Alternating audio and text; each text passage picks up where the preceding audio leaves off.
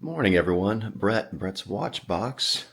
I figured it's time to share my actual watch box for the channel. This is how my collection got started. This is my first watch box, and I learned about automatic. Okay, let's just talk about this first. So here, hold on, let's get close. Yes, everything should light up. Here we go. So yes, I have some different watch boxes here. And actually up on top, some lights there too. Is that gonna work? Yeah. So this is my setup for my watch collection. We're gonna talk about that. This is my first watch box. This is from Amazon. I think it's like $36, maybe a little bit more. It has some winders, obviously, so when you close, you can change the settings. So I think it winds for a couple minutes every time you close. So I have my automatics there, and a couple maybe here below. So you can see this is my first watch box with the winders. So if I'm gonna be wearing a watch, I can throw it on there. And then I started with these other, I guess I should just turn these on for the video as I'm standing here. These other watch boxes, each I got from Amazon, and they were about, I think, $35 to $40, either 10 watch boxes or 12 watch boxes. I think I've got two 10s, not think, I know. I've got two 10s and two 5s. That one still has room for some unboxing down here, so that'll happen. And then actually the display case itself, pretty cool. This is from Amazon. I think this was maybe $60 or so. So I can put a link if there's interest there. And so actually we got my light. I have a little light over here too. See if I can get that to come on. Yes, let's turn you on. But white, yes, white's good. So this is, if I take a step back, this is my actual watch box setup. So this was the motivation for the channel. I thought this is pretty cool. So this is all new. I just started my collection 3 months ago now, and I will share or maybe make an episode with my first watch, my first real watch. And I'll share kind of how I have these broken down. Yeah, it's actually down here. This was my first real watch, my Certina. This I bought when I was in the Marines, actually in Norway in 2001, I believe. Operation Battle Griffin, Certina DS. I like the dark dial with the silver, and you'll see that's just a style I like. And it's very versatile. You can wear it pretty much anywhere. This watch, almost 25 years old, and still, I believe, stylish. I have no idea what it cost me back then. Probably several $100, or Norwegian kroner is what you spend in Norway. But I thought it was cool and just wanted to get a nice grown-up watch, right? So I was probably 24, no, maybe 25 when I bought this watch. I guess I just aged myself there. But still a beautiful watch, still like to wear it. And the coolest thing about this watch, on the back with the clasp, there's a spring inside. So it's self-adjusting. So as you put this on, if you pull or something happens, there's a spring which always puts tension on the bracelet, which is really nice. I've never seen or found another watch that has that inside.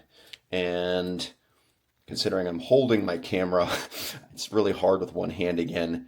So maybe I'll do another video on this watch when I have my boom arm and I have two hands free. But right now I'm holding the new camera.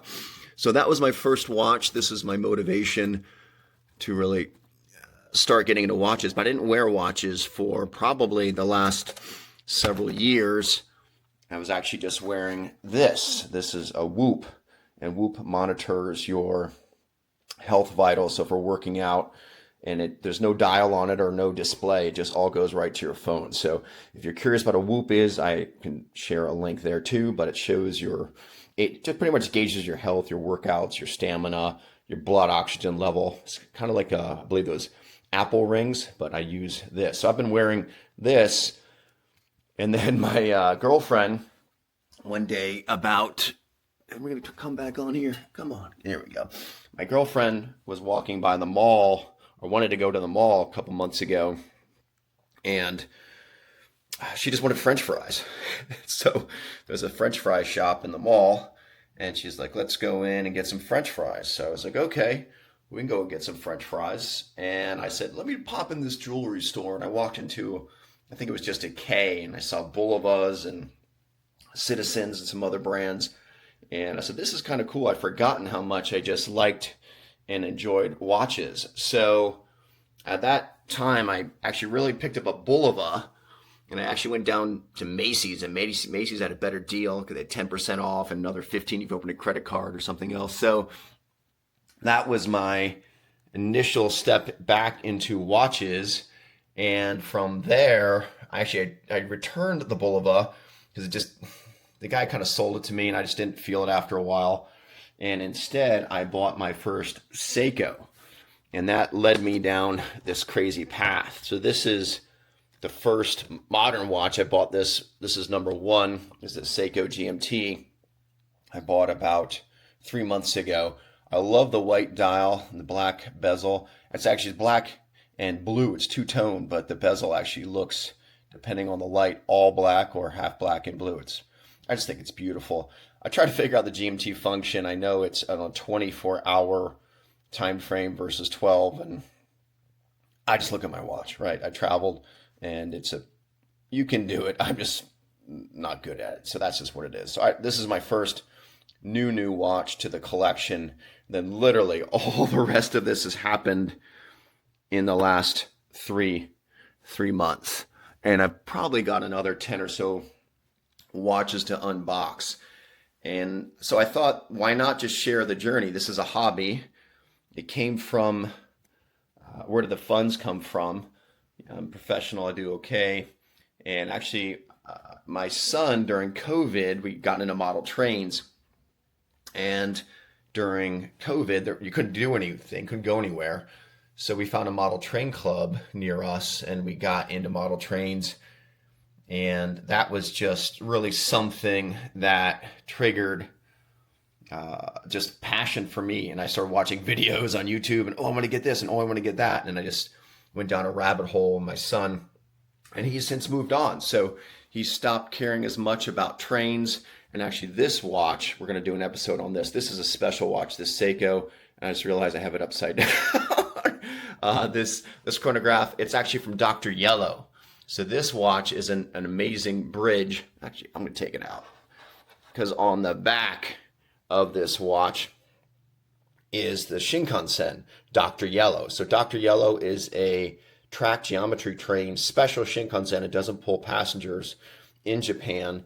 It just does track measurement to make sure that the tracks are okay. And if you can see, I don't know if I can do this. I'm going to try and do it. Can I get this? Oh, it's hard with one hand. Yes, maybe you can see here. I'll try and, yeah. There you go. There you can see there is a image of Dr. Yellow and some Squishmallows, 5 Squishmallows. Squishmallows are also on the dial of this actual watch. There we go. You can see them on the right, the little Squishmallows. They're kind of cool. So this was a bridge from trains to watches. This is a quartz chronograph Seiko. I think it cost me around $500 or so. Bought it from Japan. They shipped it over. Had to pay customs, all that stuff. But with Dr. Yellow, that was a bridge going from model trains into watches. So that's one of the first watches I bought also in the collection. I'll put that together. So yes, I actually do have watch boxes. Come on, light. There we go. And I have them organized right now. I've got my Seikos in one box. Here's a couple San Martins I have, Ramaltis, Thorns, Baltonese down here. And this is kind of fun. This little guy, he ticks. He's a loud quartz. This was a $4 watch with a strap that cost a little bit more. I put the strap on another watch. When I put this oxblood red NATO strap on this, it just looks cool, and it ticks, and it's nice to kind of put you to sleep. You hear the ticking. All the others you really don't hear, but for a $4 watch with a maybe $8 strap, this whole setup's less than 20 bucks. I just love the hue of the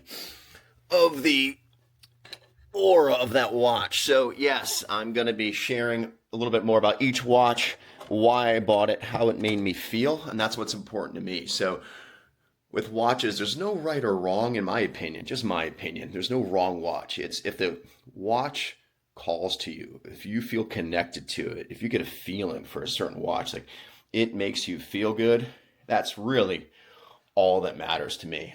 And so I'm just sharing my journey with the watches that I've decided to buy that reached out and called to me. And so I'm going to make or continue the channel sharing a little bit more about each watch, why I bought it, and how it made me feel and or makes me feel. And I do share that I'm feeling that if I'm not going to pull or reach for a watch after several months and it's not calling to me anymore, I'll probably sell it. And I've sold one or two already. The one watch I did sell was a quartz PRX. I've got, the other one's still in my bag. I have a carbon PRX and I have a sky blue PRX. And I had a blue, these are both Powermatic 80s, and I had a blue quartz PRX. And that blue quartz, after I started building out the collection with other watches, just really didn't call to me. I wasn't ever going to grab it. So I sold that. And I'm trying to sell two other watches I had from 20 years ago that just I have an old Bulova rose gold chronograph. It's big and it's just not in style. It's not calling to me anymore. I'm going to try and sell that.